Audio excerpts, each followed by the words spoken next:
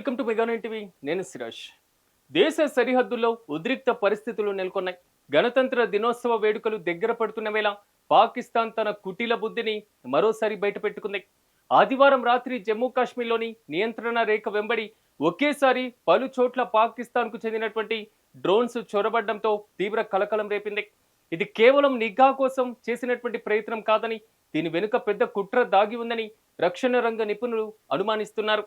ఆదివారం సాయంత్రం సరిగ్గా 6:25 పూంచ్ జిల్లాలోని మాన్కోట్ సెక్టార్లో ఆకాశం నుండి వెలుగులు జిమ్ముతూ కూడా ఒక డ్రోన్ మన వైపుకి రావడం కనిపించింది.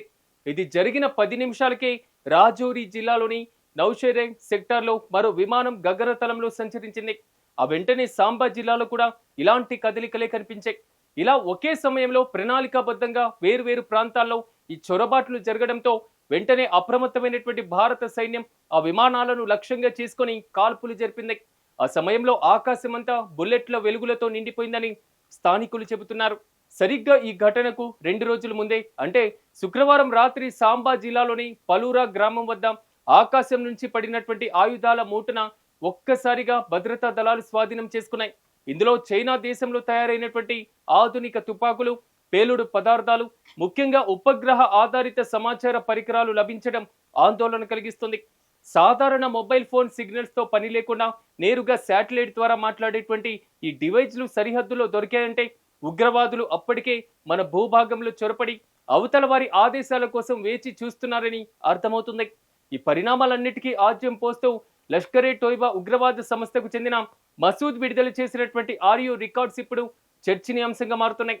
గతేడాది భారత్ చేపట్టినటువంటి సింధూర్ సైనిక చర్యకు ప్రతీకారం తీర్చుకుంటామని అందులో హెచ్చరించారు.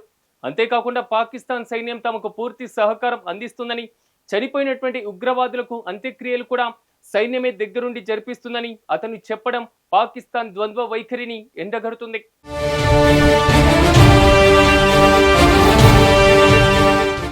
అయితే ఇవన్నీ పైకి కనిపిస్తున్నటువంటి విషయాలు మాత్రమే. తెర వెనుక పాకిస్తాన్ జరుపుతున్నటువంటి కుట్రలు మరింత లోతుగా ఉన్నాయి. ఇటీవలే బయటపడినటువంటి అమెరికా అధికారిక పత్రాల ప్రకారం పాకిస్తాన్ ప్రభుత్వం భారత సైన్యం దాడులకు భయపడి అమెరికాలోని పలువురు ప్రజా ప్రతినిధులను ప్రసన్నం చేసుకునేందుకు భారీగా ప్రయత్నాలు చేసింది. గతేడాది ఏప్రిల్, మే నెలల్లో ఏకంగా 45 కోట్ల రూపాయలు ఖర్చు చేసి అమెరికాలో తమ తరపున వాదించేటువంటి సంస్థలను నియమించుకుంది. భారత్ను నిలువరించాలని కోరుతూ అమెరికా అధికారులతో సుమారు 60 సార్లు రహస్య చర్చలు జరిపింది.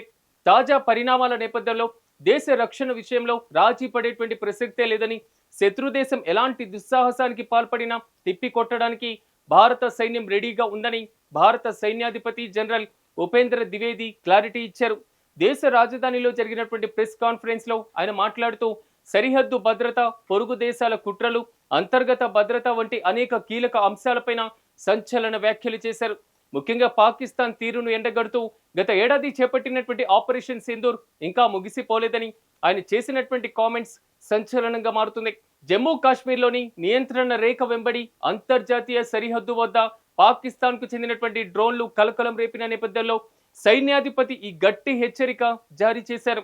ఉగ్రవాదాన్ని ప్రోత్సహిస్తే చూస్తూ ఊరుకోమని, అయితే భవిష్యత్తులో ఎలాంటి చిన్న తప్పు జరిగినా భారీ మూల్యం చెల్లించుకోక తప్పదని ఆయన పాకిస్తాన్ కు స్ట్రాంగ్ వార్నింగ్ ఇచ్చారు.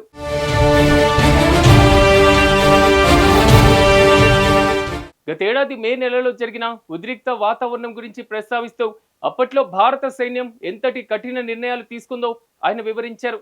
బార్డర్స్ దగ్గర ఉన్నటువంటి ఉగ్రవాద శిక్షణ శిబిరాలను, మౌలిక వసతులను ధ్వంసం చేయడానికి తాము కేవలం వైమానిక దాడులకే పరిమితం కాలేదని, అవసరమైతే భూభాగం ద్వారా సరిహద్దులు దాటి శత్రువుల గుండెల్లోకి చొచ్చుకొని వెళ్లి దాడులు చేయడానికి కూడా తమ బలగాలు సిద్ధంగా ఉన్నాయని ఆయన స్పష్టం చేశారు. ఈ నిర్ణయంతో పాకిస్తాన్ ఎప్పుడు చేసేటువంటి అణ్వాయుధ బెదిరింపులను, వారి వ్యూహాత్మకమైనటువంటి అంచనాలను తల క్రిందులు చేశామని, అదేవిధంగా భారత సహనాన్ని చేతగానితనంగా భావించవద్దని గట్టి సందేశం పంపామని ఆయన క్లారిటీ ఇచ్చారు. అదేవిధంగా ఉత్తర సరిహద్దుల్లో చైనాలో ఉన్నటువంటి పరిస్థితులపైన కూడా జనరల్ ద్వివేది స్పందించారు. ఎల్ఏసీ వెంబడి ప్రస్తుత పరిస్థితి నిలకడగానే ఉందని, అయితే నిరంతరం నిఘా మాత్రం అత్యవసరమని అభిప్రాయపడ్డారు. 2 దేశాల మధ్య జరుగుతున్నటువంటి చర్చలు, విశ్వాస కల్పన చర్చల వల్ల ఉద్రిక్తతలు తగ్గుముఖం పడుతున్నాయని, పరిస్థితి క్రమంగా సాధారణ స్థితికి వస్తుందని ఆశాభావం వ్యక్తం చేశారు.